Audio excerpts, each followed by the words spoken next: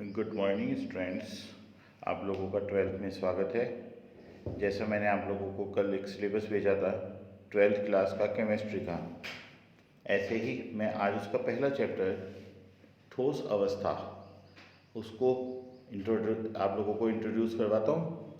उसे इंट्रोड्यूस करवाने से पहले सभी सफल छात्र जो 11th से 12th में आए हैं उन सबको बहुत बहुत बधाइयाँ और उनके उज्जवल भविष्य की कामनाओं के साथ जब हम कोई काम नया स्टार्ट किया जाता है तो ईश्वर का नाम लेके और एक दृढ़ संकल्प के साथ हम लोग अपना काम प्रारंभ करते हैं।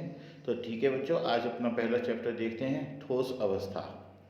जैसा थोड़ा सा प्रीवियस नॉलेज देखें, तुम जानते हो द्रव्य उन पदार्थों को बोला जाता है जो स्थान के होते हैं, जिनमें भार होता है और जिन्हें हम अपनी इंद्रियों द्वारा स्पर्श किया जा सकता है। पहले कहा जाता था द्रव्य 3 प्रकार के होते हैं, ठोस, द्रव और गैस।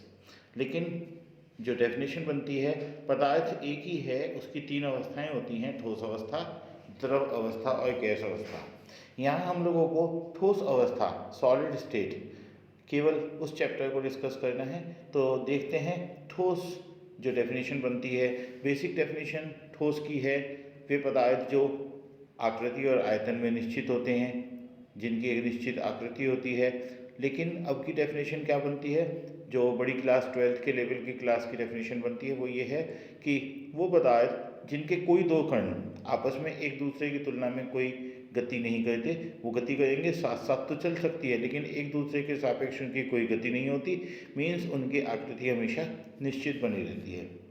ठोस 2 प्रकार के होते हैं, ठोस अवस्था में पदार्थ 2 प्रकार के होते हैं, क्रिस्टलीय, एक अक्रिस्टलीय।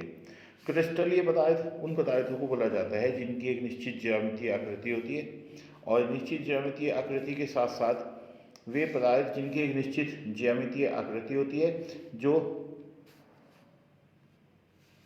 तोड़ने पर निश्चित आकृति में टूटते हैं। इन्हें अगर हम तोड़ते हैं तो इनके प्रत्येक भाग एक निश्चित क्रिस्टलीय आकृति में टूटते हैं, और इनके अणु जो होते हैं लघुप्रास व्यवस्था में एक दूसरे के साथ साथ बहुत मजबूती से बंधे हुए होते हैं। ये सब क्रिस्टलीय ठोस कहलाते हैं।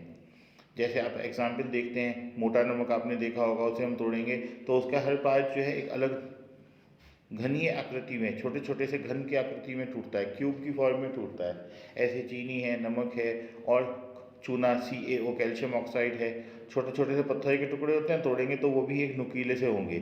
लेकिन दूसरे पदार्थ अक्रिस्टलीय ठोस होते हैं। अक्रिस्टलीय ठोस वो जिनकी कोई निश्चित आकृति और जो है आकृति नहीं होती, जब तोड़ते हैं होते तो निश्चित आकृति आयतन वाले ठोस हैं, लेकिन अगर हम उन्हें तोड़ेंगे तो वो शेप उनकी बिगड़ जाएगी और कोई निश्चित ज्यामितीय आकृति नहीं होती, कैसे भी तोड़ मरोड़ कर उसको प्रस्तुत किया जा सकता है। जैसे मोम हो गया, सल्फर हो गया, फास्फोरस हो गया, इन्हें हम दबाएंगे तो वो दबने से क्या होगा, वो कोई निश्चित आकृति में नहीं टूटेगा, वो जैसा तोड़ेंगे वैसा ही छोटे छोटे से पीसेस में टूट जाएगा या चिपक जाएगा। अब बात आती है क्रिस्टलीय ठोस की।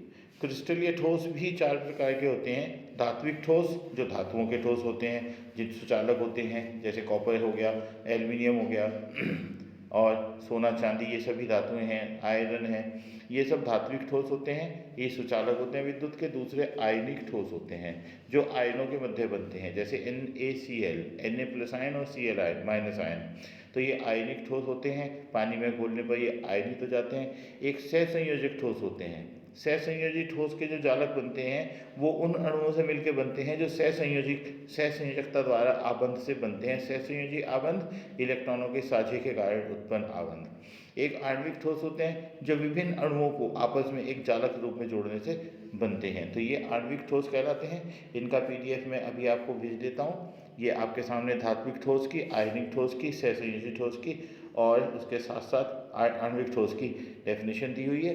ये जितने भी ठोस होते हैं क्रिस्टलीय ठोस, ये छोटी छोटी एक इकाई से मिलकर बनते हैं, जिन इकाइयों की जब हम पुनरावृत्ति करते हैं तो एक क्रिस्टलीय जालक बन जाता है। इसको बोलते हैं एकक कोष्टिका। एकक कोष्टिका मतलब यूनिट सेल, जो सबसे छोटी सेल है। जैसे मान लीजिए एक बिल्डिंग बनती है तो उसे बनाने के लिए एक एक ईंट को आपस में जोड़ा जाता है। जैसे सजीव होते हैं, बायो के स्टूडेंट्स जानते हैं, बायोलॉजी के स्टूडेंट्स, कि जितने भी सजीव हैं ये कोशिकाओं द्वारा बनते हैं, जंतु कोशिका, पादप कोशिका। ऐसे ही जितने क्रिस्टलीय पदार्थ हैं, जैसे आपके सामने ये 3 डायमेंशनल एक क्रिस्टलीय पदार्थ दिया हुआ है, तो इस क्रिस्टलीय पदार्थ को अगर बनाने के लिए जो सबसे छोटी इकाई होगी, जिसकी पुनरावृत्ति से इस क्रिस्टल की रचना होगी वो उसकी क्या कहलाएगी, एकक कोशिका या यूनिट सेल कहलाएगी। ठीक है।